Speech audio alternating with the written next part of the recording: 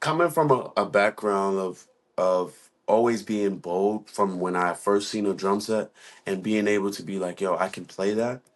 I confronted the drum set. I did all of that. It was just like it kind of led me to speaking of Busta Rhymes, it kind of led me to having being, working with Puff.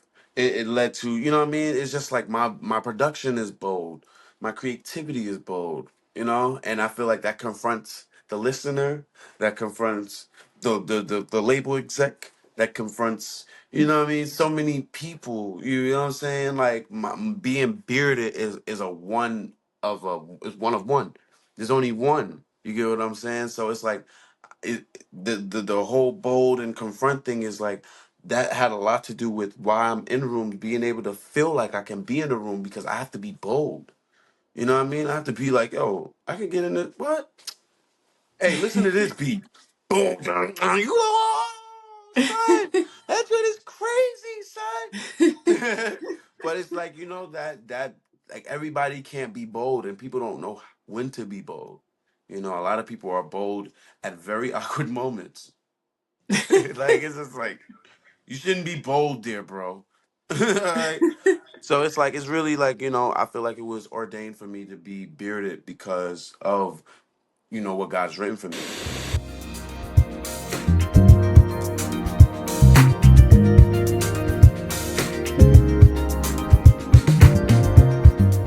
Hey everyone, I'm Cam Sakara. Welcome to the Angle of Sound podcast. Today I have with me a Grammy award-winning musician. He is a producer, he's a musical director, creative director. The list is endless. He shared stages with people from Tasha Cobbs Leonard to Corey Henry, produced for artists from Joey Badass to Busta Rhymes to Kiana Lede.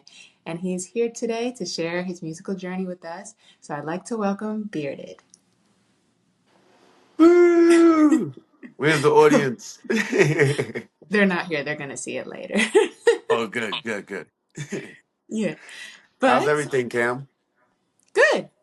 Happy that it's well, I guess this is gonna come out later, but yeah, it's warm now in real life. In real time it's getting warmer out, so I'm happy about that. Yeah, that's a good thing. Yeah. So today I just wanted to talk to you about like your musical journey. I know you have a lot that you do, so I'm gonna try to touch on a good amount, but I know that you have so much. So we're just gonna go through Yeah. some of it. Okay. So I know you were born in Virginia, but you were raised in Harlem. And so what artists, songs, and genres would you say are the most memorable to you when thinking about your upbringing? Oh, that's good. Well, I started in the church. I was born in Virginia and then moved to New York. But my mom and my grandmother were like heavily in church, like so that's all I knew. So when I went to this church in Harlem called Bethel Way of the Cross, and I remember like the white drum set. And I remember, getting to church and throwing my coat to my mom and just running straight to the drums. So like drums was like my first instrument and my first introduction to like music, period. So drums was my first introduction to like kind of like music, and gospel was kind of like the first thing that, I was brought up in. You get what I'm saying? Like, you know what I mean? Like that's what was the first thing that I was kind of introduced to. So that's really like my first, I guess gospel is like one of my first genres that I could say that I was like heavily that influenced and kind of introduced me to others. You know what I mean? And then it ventured to like hip hop, then it ventured to R&B, then it ventured to, I remember being a musician for this country blues record, this album. So it's like I've had so many like seats, you know, uh like as a musician, and I had so many opportunities to work in so many genres. So I can't really say like, which ones are my favorite because I've really touched like a lot of genres. So And would you say like I know you said you have like a lot of different memories, but do you have like any artists or anything that like stick out in your head from your upbringing that have like a big impact on you? yeah, Sean C and LV were like kind of like, so there's a lot of people. So like my first, like my drum teacher, Rich Harrison, was the one that kind of introduced me to all of these genres, to know like there's not just gospel, there's fusion, there's jazz, there's different time periods in music that you should know about. So he kind of opened my eyes to being a professional musician at a very, very young age. And then that, transition to, of course in church, you're kind of like introduced to a lot of people that's either connected in the industry already or just know people in the industry. You get what I'm saying? So I was Yeah. introduced to Joe Harley. Joe Harley was the person to introduce me to the two producers who are the reasons why I actually wanted to or believed that I could produce. So that's Sean C and LV. Sean C and LV was my introduction to producing. You get what I'm saying? They were I used to like after like want to say like in high school and even when I got out of high school, my first hip hop session was with Wale. And that was at the age of I think 17. Hmm. And that moment there I'm just like I just want to play drums. I'm not literally knowing that I'm setting up my life. Like, just under not even understanding like, yo, you have a bunch of sessions and all of these things going on. It's just like you're not knowing like what's preparing you, what is preparing you for. That's really like the start of where everything is now, like how I kind of got into it. It's like being a musician and then transferring to producer. And then now it's like being a producer, it kind of was like it led me to other things like being a fashion designer, being a, what I mean? It's just like so many other things that I kind of like ventured off, and music just been the foundation, but it allowed me to have the confidence to do other things. Okay, so I know you just mentioned a lot of things, and we're going to get Mm-hmm. into some of those, but I'm going to start off with some more of the drumming. So I know you said like Mm-hmm. drumming was your introduction, like to playing Yeah. instruments. And so you said you grew up playing in church, but you were also a part of the Boys Club of New York, which allowed you to gig at different places. So how did growing up in both of these environments develop you as a musician, both skill-wise and performance-wise? Oh, that's a great question. You have done your research, Kim. I love this. Man, the Boys Club really set a foundation to, especially it's a nonprofit organization for, young boys like me, and it gave us opportunities to have to work at like prestigious places like the Waldorf Astoria, Cipriani's. I played for the what's this it was like the Sports Hall of Fame dinner. I had it, and they taught us how to be professional at very young ages. So like I'm like 10 years old performing at the Rainbow Room, what I mean, stuff like that. So the Boys Club was really, that's where I met my drum teacher, who, I said earlier, Richard Harrison. He really showed me how to be not only just a church musician, but being a professional musician. And I think that's where, the memories of Boys Club, it taught me how to be such a professional. And I held on to that to now. You get what I'm saying? So yeah, my drumming at, the Boys Club definitely was like the foundation. They had us perform at the Apollo.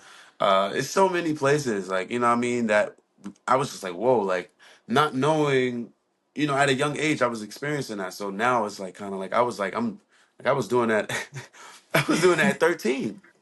I was doing that at Yeah. 14. You know what I mean? So yeah, the Boys Club definitely set the path on, like, basically was like destiny, like you're gonna do this. So let me just prepare you for everything that you're about to do so you can be ready for it. You know what I'm saying? Okay. And then I know you'd mentioned like some of the people that have had influence on your musicianship, but was there like a defining moment when you knew you wanted to do music for a living? For me, you know, I I, I don't know if it will ever be for a living for me. You know what I mean? I think this is like I just love it. You know what I'm saying? I love it so much to the point where I feel like if I make it a living, I might just, I might get off the path of my destiny, because it's like it's not really about, making it a living. It's like this is how I live, period. Like I love creative directing. I love making music. I love seeing people's reaction when I, play music, or, you know what I'm saying? So I feel like I've kept it away from making it a living, more of a like, yo, this is how I live. And, how I live is just going to accumulate so many assets. You know what I mean? Okay, I like that. Yeah, I've heard you talk about like how you live is how you produce. And so Yeah. I know growing up in church playing drums, you said at age 12, a guy named Tyrone Johnson saw you play and brought you around Swizz Beatz. So tell me a little Mm-hmm. bit more about that encounter and how did that opportunity influence the trajectory of your musical career? That was like, so like I said, like, when I started off, I was like, church, either people know people in the industry or they like, they're in the industry. So Tyrone was a very close friend to Swiss Beats. And, Tyrone had this artist, I guess he was working with, named Autumn. And I guess Autumn was a guest, um I guess guest performer for his birthday exhibit. And my mom, I was still young, so I couldn't travel by myself. So my mom brought me, she brought me to the engagement. And even in the video, there's a video on YouTube, she's recording the video, but she's recording Swiss too. But Tyrone bought me, like, he would drive like Swiss Beats cars around. I would be in the back, I'm thinking these are his cars, but Tyrone is really telling me like these are Swiss Beats. I don't know who Swiss Beats is. Like, everybody in the world knows who. I'm just like, I'm a kid. I'm 12. Like, I don't know who's. I Yeah. don't care. Like, I'm like, whoa, you got a Escalade with a flat screen TV in the back. Like, what? You got a Maybach and it does this inside. Like, I'm looking at all these. I'm at 12. I don't know what's going on. You know what I mean? So like, that experience was really like I said, it was just like I was always a professional at a very, very, very young age. Very young age.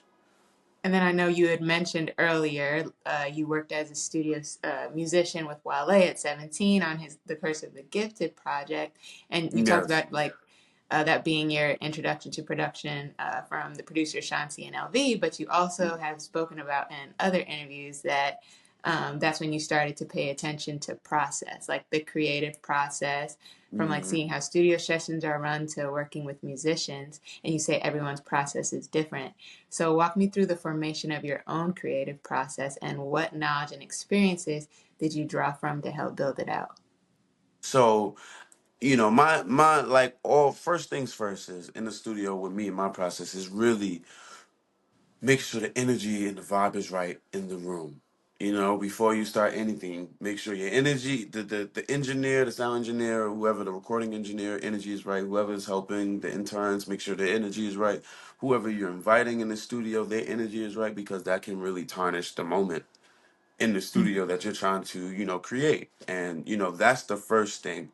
Being, I feel like, me, I like to be honest to how I feel in the studio. Premeditated judgment kind of like takes away from the moment that you can actually create. You know what I'm saying? It's just like thinking about what people are gonna like, thinking about, yo, if people are gonna respect this, or it's like you kind of like, it's too much thought before you create. It's like, create first, then add the thought later. You get what I'm saying? So Yeah. I'm very honest. Like, even on my keyboard, I have it right here. Always create from how you feel. It's just a reminder. Like, create for how you feel, not from what you think about. You know what I'm saying? Because that's so easy to get in your head sometimes, and you kind of second guess your actual ability sometimes when you kind of like think too much. So that's really my process. It's not too much. Why I might feel, I want to record drums and record drum. I want to, just being honest. Just being honest to the process. And how you operate. But that's all within your vibe. You create your own vibe. You control, the environment. I like that, like being honest to yourself and honest to the process, not trying to like force anything, Yeah. which is how you make honest art. So I like that. And I know you talked about too, like how sometimes in the studio nowadays, or like the process today, sometimes of making a record, some people will like, producers will send beats rather than physically getting in the studio with an artist to create. So how important do you think in-person collaboration is, and how much do you think process plays a role in the final product? That and that's crazy you asked me, because that's how I was brought up. So Sean C, in the first session that I had as a session musician, I seen them create the song from scratch. Like, they had Stokely on the vocals. Um, he did the chorus and everything, but it wasn't finished. So they had brought me in to record drums, and they brought my brother in to record the keys and stuff. So from there, that was already established and engraved in my process, like because I was subconsciously already seeing the process of how a song is created. You feel what I'm Yeah. saying? How you start from scratch and how you feel me, and that has a lot to do with what I offer. And I don't really do the beat packs because those are all pre-made. You know, those are all from they work, but let's say the energy of the album is super dark and you got a happy beat, you've already defeated your purpose right there. You know what I'm saying? So Yeah. I think it's so easy to get in with the artist and understand their energy, see how they're feeling, see what they're looking for, see what they want. You know what I mean? See what they, see what they never had. That's really a good way to put it is like see where you could fit in, where if they're calling Bearded for a beat, they're calling Bearded. They're not calling another producer.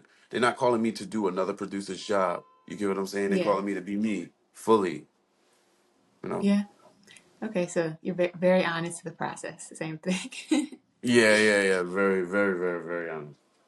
And so I know we've talked about some production, some musicianship, but take me through the journey of transitioning from being solely a musician to becoming a producer. And when transitioning, what parts of your musicianship strengthened you as a producer, and what did you need to improve on? So when I was like, I think I might have been 15, 16, I got the opportunity to arrange this not Broadway, it was a play production, and it was live at Hunter College. And that was like my introduction to like, all right, I actually have fun creating like soundscapes for, for productions. Like I'm not even knowing I got the opportunity. I'm only 16, so I'm just like I'm eager. I'm just like I just I just literally I just learned how to play keys. I'm not really like the craziest keyboardist, but I know like certain chords to get around. I just know how to create. It's always been from a creation. It's like as long as I know how to create, I'm good. So that was really like all right, from that portion like 16, the 17, 18 era, that's when I started like hanging around more studios. I stopped like it was like I would do gigs here and there, but it was like I was becoming more of a session musician. So I started like that's when I got the opportunity to do like this country blues album with this guy named James Lewis. I was like 17, 18, one of those. And that was really when I became like I was like always in the studio, always with Sean C and LV. That's when I started, and that's when I got a laptop. That's when Mhm. I was like, okay, I'm seeing laptops. I'm seeing these cool like I need to get one. So my mom got me a laptop. I will never forget. It was a Mac white laptop. It was white, 13. I've always had a 13-inch. Always had a Okay. 13-inch Mac. Always. I've never broken that. My mom got it. I stayed true to it. So I got the Mac, and I just started. I had GarageBand. GarageBand was my first DAW that I've ever used. Well, this is crazy. It's taking me now, like having this conversation, talking to you about it is making. So my drum teacher was the first one to ever introduce me to a music software. Period, which was called Reasons. So Okay. the Reason software was my first software that I got introduced to ever.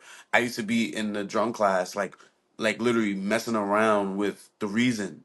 Like I'll try to be like, hey, like can I create something? And I'll be on that trying to like it's crazy, but that transition, getting a laptop, then I started, garage band situation. I started, messing around, making arrangement. And my first song that I ever sampled it was a Rob Glasper song. It was called Free Mind. Okay. Okay. It was called Free Mind. That was my first. All right, this when I was like, all right, production. I gotta do it. Like now it's just like, cause I was finding I was always like the thing with the production thing with me. It was like I was always finding ways to understand that I was different than other producers in some way. I'm just like, who starts off with a Rob Glasper song to to Yeah. sample? You get what I'm saying? So from the musician side, that was an advantage. You feel me? Because I had access to so many different types of music, genres, all of that. So my start was already different, you know, being a professional musician and very at a very young age. So I'm listening to stuff. My first song to ever learn was Chick Corea. It was King Cockroach by Chick Corea. Oh, wow. So that was already like my mind was already introduced to the futuristic sounds of like not people not understanding what fusion is, what's fusion, what's jazz fusion, what is that? You know what I mean? So it's like now bringing it back to the whole strengthening the producer side. It's like I'm able to come to sessions and I'm able to create with anybody because my background is like people don't know that side of me. I'm actually a real musician, so Mm. that kind of like helps hand in hand because it's like you don't gotta call anybody to produce your record. I'll do everything. I'll play it, I'll produce it, I'll arrange it. You know what I mean? So it's like it kind of like it's like it goes hand in hand. Like I'm like kind of grateful for being a musician first and then Yeah. being a producer.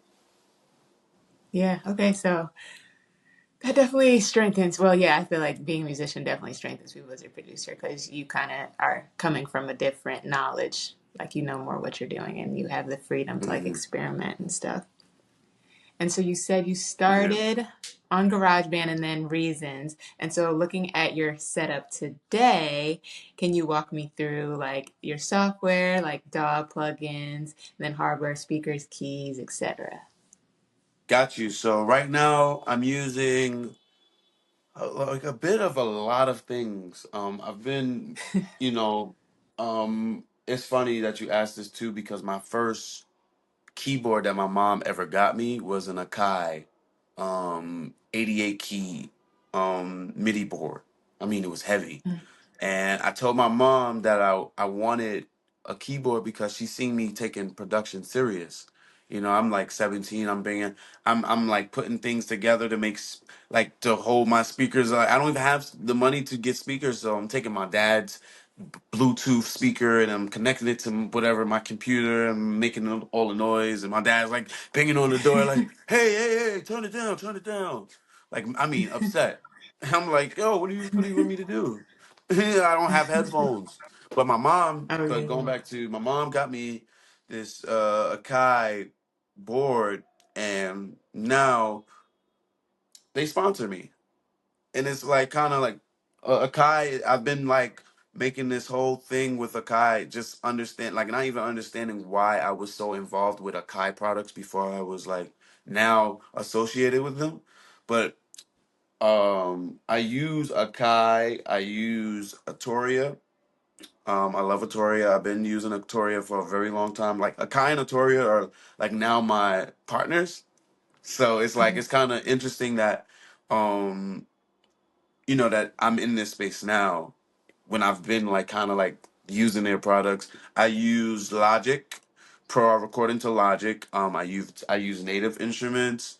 I use Alchemy. I use Omnisphere. I use right now my speakers that I have the Yamaha HS8s white. I have a mixer. I have a mixer. I have black too. But I have a mixer so I can be able to control all of, you know, my interface. I control all the keyboards I have together. I have a Toria Mini Freak. That's what I have right here. This little thing right here. This is called the Mini Freak. This is funny. I like mini boards because it kind of keeps me consolidated with like my ideas. Like it's like you only have this. It's like you can't go outside of this, but you can at the same time. And it's like like you kind of married it to. It's a thing. This is the Kai board I've been going around with. This is Little Bearded, by the way. Meet Little Bearded. He's been everywhere. He's like you know what I mean. So I'm just I have so many keyboards, you know what I mean? But those are like some of the things I'm using right now. Also, I use Juicy Ears. Juicy Ears headphones. Those are like in-ear monitors. Like you can get customs and all of that stuff. Um, but yeah. Okay, I like that setup. Yeah, we have a lot of similar. I have what's it called? I have Arturia 88 key white, and then I have what's it called? Um, use Logic and Native Instruments. So that's Ah, good. yeah, yeah, Yeah. we gotta make some, we gotta talk. We gotta make some, Yes. Yes. you know what I mean? And so I know you were talking earlier about like being a musician and like creating from scratch, and you said that gives you identity and the ability to be able to create from scratch because a lot of producers cannot do that. And so a record that I know that you produced from scratch was OT by Capella Gray, correct? And you said the Yes. label thought it was a sample, so they were like looking for it. You said the sample doesn't exist. So take me Yes. through the take me through the process of building that beat from the ground up, like the how are you approaching chords, melody, drums, bass line, instrumentation, etc.? Yeah, it was. I heard the loop. It was already like the. It was a. I think it was a. I forgot what loop it was, but it was just a simple. It was a license free loop. I'm not even gonna do all that, you know. So it was free, Uh-huh. but that's the only thing that I used that was pre-made. So you know what I mean. It was just Okay. like, it was just like a. It was, and it made me feel like I wanted LA to be from New York. That's how I came about the beat. I like that. Yeah. And at first, I had I had Stevie Wonder's vocals in there, which was fire. It was I'll be loving you always. I had that just in the joint, but the label was like, "Hey, Stevie's team. I don't think they're gonna. We gotta approve it first, and then Stevie gotta approve it." It's like, it's all of that stuff. So I took all of that stuff and I took it all out, and it was just the line. It was just vocals because that's kind of like my thing. I like to sample. I like to make the music around the acapella because Okay. it's just a whole new inspiration. You know, I don't want to be blocked into what was created already. I want to kind of like make it sound new. So that's kind of like, what RnBop is about, if you know. But I know. that's I know. literally my that's just, yeah. Okay. So yeah, of course I know RnBop. We gonna get there, but I'm just asking the other It's like stuff. I'm jumping the gun, I'm jumping the gun, I'm jumping the gun. I'm sorry. And then I know, like I've mentioned, like you've produced for artists from Capella Gray to Joey Badass, to Kiana Lede, Busta Rhymes, etc. And so, what is the story behind your first production placement for a major artist, and how did it come about? My first major placement was Nico Nico Brim. Nico Okay. Brim was the first. It was No Lies. That was my first major one. I feel like all my placements are major. You know, especially if I'm a part of it, it's major. You know what I Yeah. mean? So it's like, so my first, Nico is one incredible, individual. Forget the rapper and part of it. It's just like him as a person. We connected so crazy, when we first kind of just, and the crazy thing was how we connected was me and Nico connected off of, I did something for Kai Cash. I was like his creative director. He had this major stage performance. This is during I think during the pandemic, and I was in charge of that. So he reached out so I could do like the band arrangements for his thing. So that's how we kind of connected. We connected off of the strength of another job. It wasn't even like, production, but it led to it led to me actually doing a beat for him. You know what I mean? And that was Mhm. like my first, until now is still like, I executive produced one of his albums called Hughes, and I'm an executive producer on the next one that's coming out. You know what I mean? So it's like, all my placements are major. I sometimes forget them because I just try to like keep them all like in a place where it's just like I'm grateful for everything that every Yeah. placement that I have. Yeah. And I respect that. I respect that mindset. And so we mentioned earlier, you said R and bop. So in your production journey, yes, you created the style R and bop, which is rock and bop. And I'll say my description, but I'll let you talk about it too. So you said the inspiration comes from the church because gospel music always made you feel something and you wanted to incorporate that energy into the rock and bop sound. You use church inspired chords, drums, and syncopation. You said the rock is the movement from when you'd play your beats in rooms and people would rock, and the bop is the sound. So take me through the process of creating RnBop and what was the first RnBop beat or record you produced? Yeah, so the rock and bop sound came to me because I wanted my own. I like having my own of everything. You know, it's a thing with me. I like, coming in a room and I have my own, like, even if it's sneakers that's out, I like having my own type. I might draw my sneakers. So, you know what I mean? I just like having my own. So it was like I was seeing all of these people with their sounds, but nobody has ever coined their sound. Every producer that's ever been out has never coined their sound that I remember. Like, nobody knows what Timberland's sound is. We know it's Timberland. You feel Yeah, what I'm saying? The only person that I can say that's close to it was, and that's who is a big inspiration, is Teddy Riley. He had the new jack swing. He coined yeah. it. You feel what I'm saying? He made it in an era. It was like everybody knew what it was. So that was an inspiration. That was an inspiration to me. You get what I'm saying? Like that was a big inspiration because I wanted my own genre. I want rock and bop. It's a sound. You get what I'm saying? It's like what New Jack Swing did, like that era. It was influencing movies. It was influencing music videos. It was just a whole era for the music industry. So that's really what the inspiration came from, especially for, like, the start of it, or rock and bop. Okay. I also didn't want it to be a R&B thing. I didn't want it to be a pop thing. I didn't want it to be subject to just one thing. I wanted it to be like, this is the energy. Rock and Mhm. bop is the energy. It could be on anything. You want to do pop? Let's do a rock and bop pop out song. Let's do a rock and bop R&B song. Let's do a rock and bop hip hop song. It's just like R and bop is the sound. It's the energy. It's, you know what I mean? And so So, getting into like applying it to different genres, like how does the genre that you are, applying it to, how does that influence your approach? Like does it, or would you say it's like the same? And would you say that it's versatile enough? Like I know you mentioned like R&B, pop, hip hop.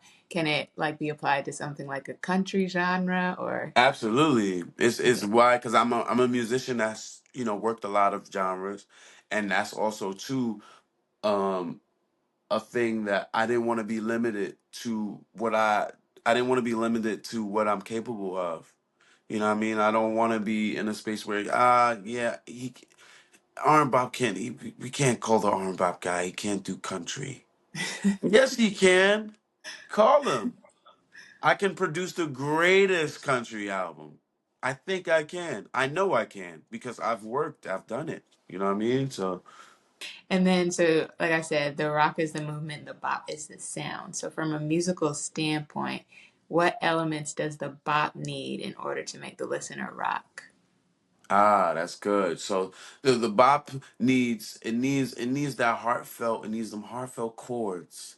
That's where, and that's where I get that from, being grown up in gospel, understanding what an organist does to the congregation, what the pianist does to the congregation. You know what I'm saying? Like, it starts with the piano, it starts with the organ. And I've been, I've been in church all my life, and I've seen it work in so many different congregations. It's like the piano is the key. It's the it's the, like, the movement. It's the control. Like, you know what I mean. So with R and bop, it's like you gotta have those elements of those church chords. You gotta have those, and it's a certain chord. You gotta have those bearded chords. You gotta have those church bearded chords. If you don't have, like, that's what really, and that's why I kind of, like, spent time with rock and bop, and it was just like something that I constantly did on records. It's like, I gotta have this certain chord on this record. I gotta have this certain sound on this record. I gotta add this certain pattern. Like, a lot of rock and bop is do that's the like, when you hear that pattern, it's like, oh, that's a rock and bop. That's a rock and bop. That's a rock and bop beat. You know what I mean? So it's now that like I can be able to explain it now because I've been doing it so much.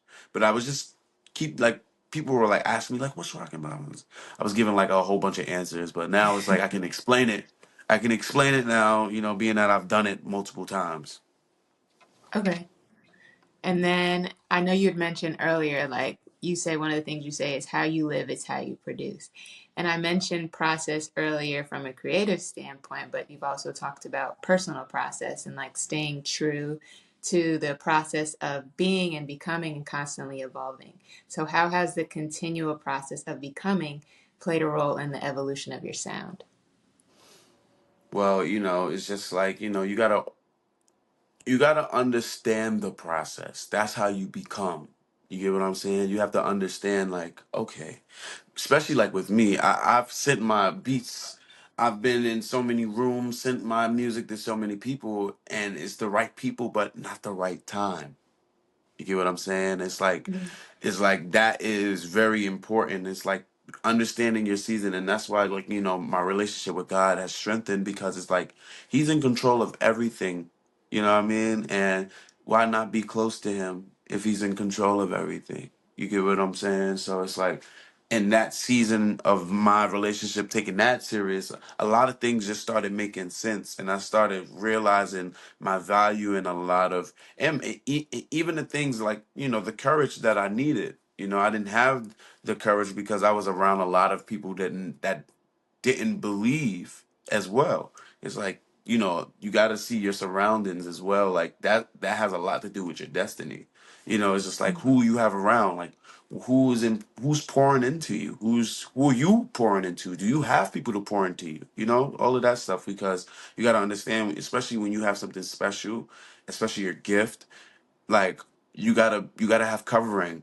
You gotta have the right best friends. You gotta have the right sisters, Mhm. brothers, mom and dad. It goes to that extent. You gotta have the right people around you that's going to cater to the gift as much as you catered it to.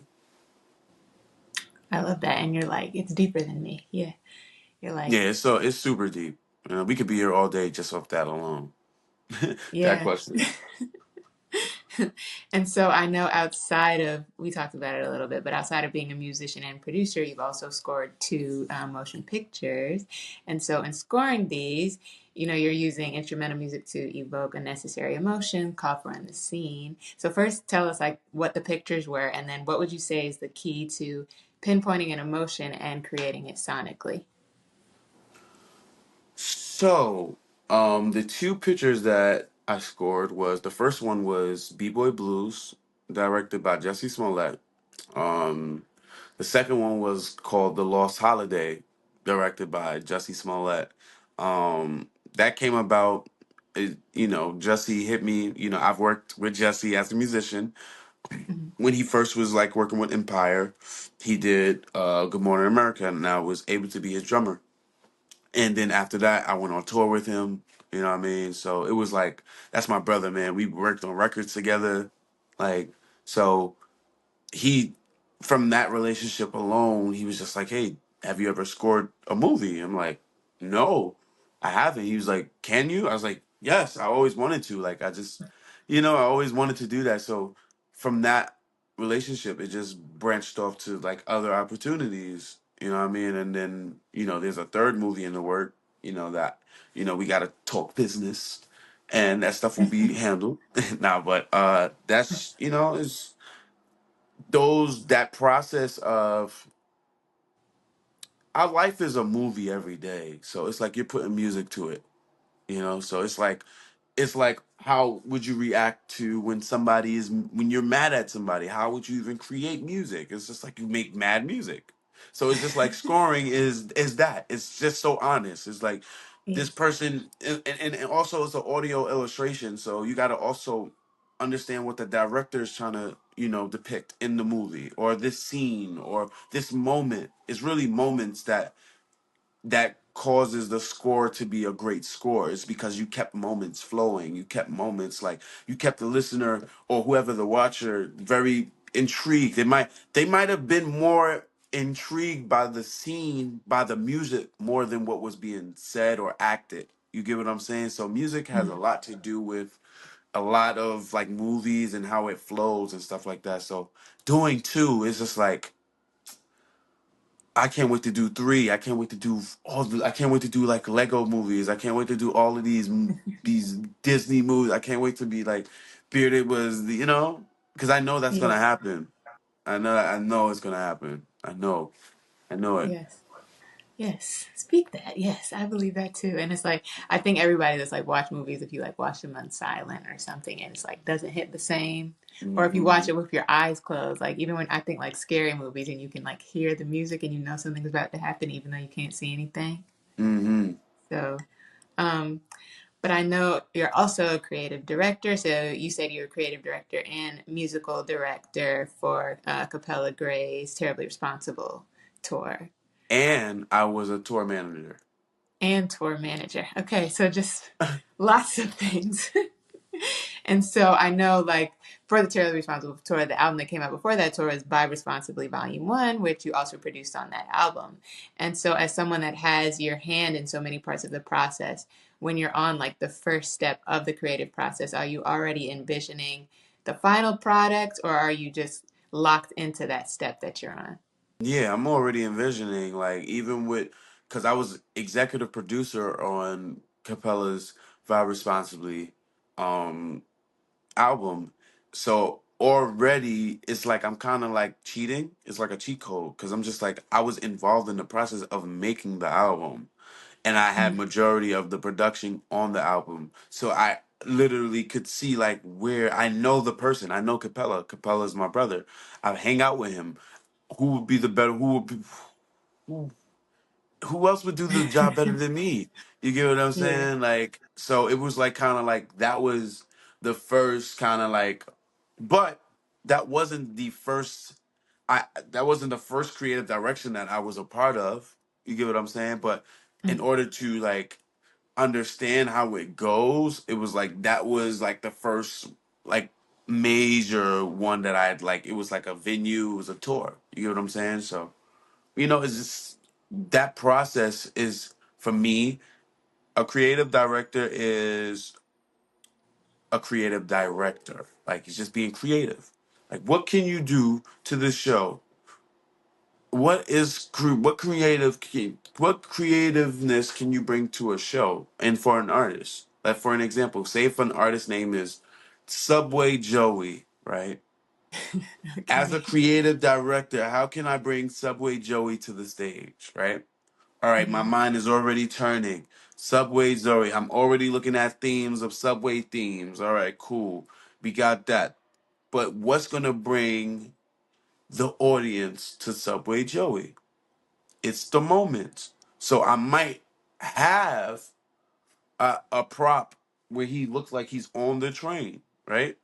He might look like he's on the train. He might perform like it might look like he's looking like and the doors may open. Doom, doom. That's all the creative direction. That's all. You know what I'm saying? The creative director is actually giving the vision to the choreographer. You know what I mean? Like, hey, this is the music. They're choosing the musical direction. This is what I want to do. This is this part of the show. I want this part of the intro. I want it to be very boom boom. This is the theme of it. Subway Joey, huh? He's on the subway. We got a bunch of things happening on the subway. Doom doom. When that happens, I want the band to be boom. I want the dancers to be coming out of the train with him. That's all creative direction. You get what I'm saying? Like a lot of people don't know that. But a lot of people are creative directors. You create every day. And so I guess for Capella's tour, what was like your vision? My vision was bringing Uptown to the stage. Okay. Bringing the Bronx, bringing Capella's true musicianship, his penmanship, his personality to the stage. And how can that be done? That's also understanding how he can perform. Does he dance? Because it's like sometimes also there's a lot of situations where you got to be put in where you got to make the artist look like something, especially if it's nothing that they really have. You know, they're not if they're not a dancer, if they're not flipping, or if they're not doing any of Yeah. that stuff. So you got to kind of like, you know, with Capella, it was like, oh, he plays instruments, so let's bring the piano out. People Mhm. love that. His fans loved it. They was like, ah, they singing the song, but a lot of people don't even know that he plays. Yeah. So it's like I'm working with somebody who brags about all they do, and also giving the audience another part of him. Okay, I like that. And then, like, speaking about, you having a close working relationship with Capella, you've talked about the power of rising together versus rising against and the power of collaboration. So, how do you know when it's time to bring someone else into the vision, and how do you know the right people to bring with you?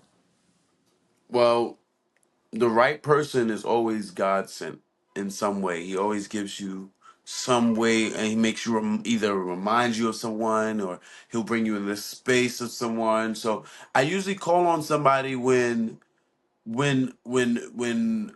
literally I can't do it. That's where I'm the humility part comes in. It's like I'm humble. I don't know how to do this. I'm gonna ask the right person that I know who can get the job done. And then I know as a result of embracing collaboration, you are now a Grammy Award winner. You won a Grammy with Corey Henry. And so Yes. tell me, how were you able to get into those rooms that cultivated the collaboration that won you a Grammy? You know, Corey, I've been working with Corey since I was like 16. You know, I'm now 29. You know, last year we did the Blue Note residency for like 3 days. And I was, accompaniment with him. And it was like, me and Corey just always been true. You know, he's always been a true big brother to me. You get what I'm saying? You know, either including me into like this miraculous project that, I had the honor to be around, like from before it even started.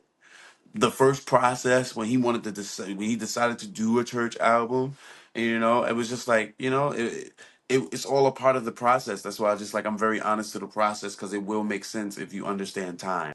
Okay. So Yeah, all about timing. all about timing. And then I don't know how much you can speak on this because I know it's still in the works. But this will come out a little later. But something big I know you're working on is Bearded University, and I'm very curious. I know Woo! you've spoken about wanting to create a music school, but I want to know what it is. If you can tell me about Bearded University, when can we expect it? What will it consist? Oh, Bearded University is it's in the pot. It's brewing. It's cooking. So really, Bearded University came about because I'm really big on helping people see their purpose in life. Really seeing and encouraging people to really do what they do as a creative. And I spell it university because I want to plant conservatories, creative conservatories in a lot of cities where it's the unusual school. It's not the school. It's the school of creatives. You're in the school with a photographer, videographer, creative director, stage designer. You're in the same class. You're learning about entertainment. You're learning about how to build a stage. There's different level. There's different floors. You got a floor of a sound stage on it where you can build out a show. You bring artists in. You build out their show. You learning how to build. Like, I really feel like there's so many creatives in the world that we don't know what they do because they're so entitled to doing what they're they're known to do. And there's people like me to spark that up and spark that inspiration and make people find that niche in them that creates this montage of just creativity. You know what I mean? It's just like you don't even understand. Like it's just like, whoa, I didn't know I can do that. That's what I want the school to be. It's like you didn't know that you could do it, but now that you know, tell somebody else that they can do the same thing you're doing. You get what I'm saying? Yeah. Like I mean, producers, songwriters, everything, choreographers. It's gonna be crazy. It's gonna be crazy. It's gonna be Okay. crazy. That's exciting. I like that. Yeah, it's gonna be crazy. It's the school of creativity. It's gonna be Okay. great. And do you know? are you still like in the works of when it will be ready? Oh no, it's the conservatory, that takes time always. But it's already ready. It's in the works now. Like it's like I just released I just made my own theme music for Bearded University. I told you I like to have my own to a lot of things. Yeah. So Bearded University, you can go on all DSPs. It's on Spotify, Apple Music. You can listen to how Bearded University sounds. Okay. Okay. I like that. I'm like excited for when it launches. I know you already put like the theme song and stuff out, but when it Yeah, really it's it, starts and to I'm launch. working on the website and everything now. So I mean, just stay tuned. I'm on Instagram, Twitter. I'm gonna start utilizing more of Facebook. I kind of got off Facebook because it was just like I don't know why I was up there, but I'll definitely keep you guys on a tip. Okay. Well, I'm excited. And so I know, so we've talked about a few things like your musicianship, your production, some of the other things you do. And I know there's a lot of things like we didn't even cover. But in all of your endeavors, you go by the name Bearded. And so we see the beard physically, but Mm. the verb beard also means to confront and be bold, which you say is your personality and energy. So how has this confrontational and bold mindset influenced the way you've navigated your career? Coming from a background of always being bold from when I first seen a drum set and being able to be like, yo, I can play that. I confronted the drum set. I did all of that. It was just like it kind of led me to speaking of Busta Rhymes. It kind of led me to working with Puff. It led to, you know what I mean? It's just like my production is bold. My creativity is bold, and I feel like that confronts the listener, that confronts the label exec, that confronts, you know what I mean? So many people, you know what I'm saying? Like being bearded is is one of one. There's only one. You get what I'm saying? So it's like the whole bold and confront thing is like that had a lot to do with why I'm in rooms, being able to feel like I can be in a room because I have to be bold. You know what I mean? I have to be like, yo, I can get in it. What? Hey, listen to this beat. Boom, dun, dun, you son. That joint is crazy, son. But it's like, that like everybody can't be bold and people don't know when to be bold. A lot of people are bold at very awkward moments. Like it's just like you shouldn't be bold there, bro. Alright. So it's like it's really like, I feel like it was ordained for me to be bearded because of, what God's written for me. You know? Okay, I like that. I like that. And so, if you could give one piece of advice to other young visionaries, what would it be? Um to really understand the process of becoming who you are, like you have to understand that who you are right now is who you're not. Who you are right now is not who you're going to become. You're still becoming. So you got to be open to becoming, like open to the things that you're not used to, business deals, talking to other people. You know what I mean? So it's like you got to be very true to your process and the time that your season that you're in. You got to be very, very, very, very, very, very, very, very alert. You do. Okay. You really have to be very alert. And you have to be very cognizant of what is going on in your life because that has a lot to do with the destiny or the destination and where you are and where you're going. You know what I'm saying? And that's why it's like becoming is honest. You know what I mean? Because you haven't become yet. You get me? You know what I'm saying? It's like you're Yeah. like, all right, so I gotta work on that. I gotta do this. I gotta, work, maintain that. I'm not good with spinning. I'm not, you know what I mean? That all has a lot to do with your becoming. And the moment you have become, you have like neglected the fact that you have so much more room to grow. You know what I mean? So much room to learn, so much more in the world, so much to, you know what I mean? There's so much more to understand. You learn something new every day. You get what I'm saying? Yeah. So, Okay, that's bars. yeah, yeah, that's bars. Bars, yeah. And so then I know we all seen from this interview, like podcast, that you're a multi-hyphenate, like you. And a lot of people say like the jack of all trades, the master of none. But you are very good at a lot of things. So how have you been able to maintain a level of excellence within each of your creative outlets simultaneously? Just managing, when I can do this, I do that. If I can produce, let me put my mind all to production. If I'm a creative director, let me put my mind all to, you know what I'm saying? You just gotta, the jack of all trades, that whole slogan, why I understood why people are bad at that is because they don't know how to manage all of them. It's like you try to use all your cards, you throw in, it's like, oh, you're trying to balance everything. It's like you gotta hold one with two hands, put it down, then pick up the next one.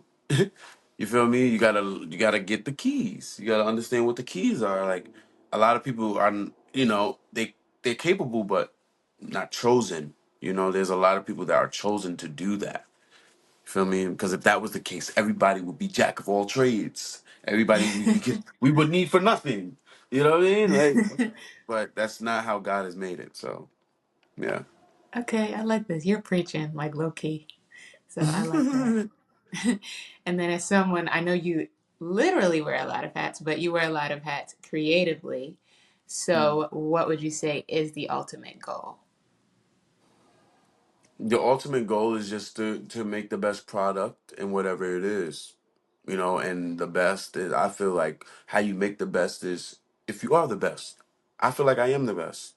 You know, I'm not the best of all time, but I am one of the best. I feel like I am the best of being the best of being me. You know what I mean? Like I'm the best bearded because it's the best. I'm not trying to be the best of anyone else but me.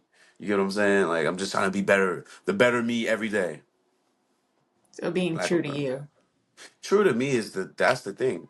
Like I gotta be like I like wearing my hats. Like these are yeah. This I have a hat. I have a hat line coming out called One of One. Okay. So Okay. I've get been get seeing a the hats with your name on it. Are those yeah, gonna be in yeah, it? yeah, yeah. But so I'm always experiencing. I'm always exploring. You know. Okay. Very, very, you're very much a creative. Yeah. Oh, for sure, for And sure.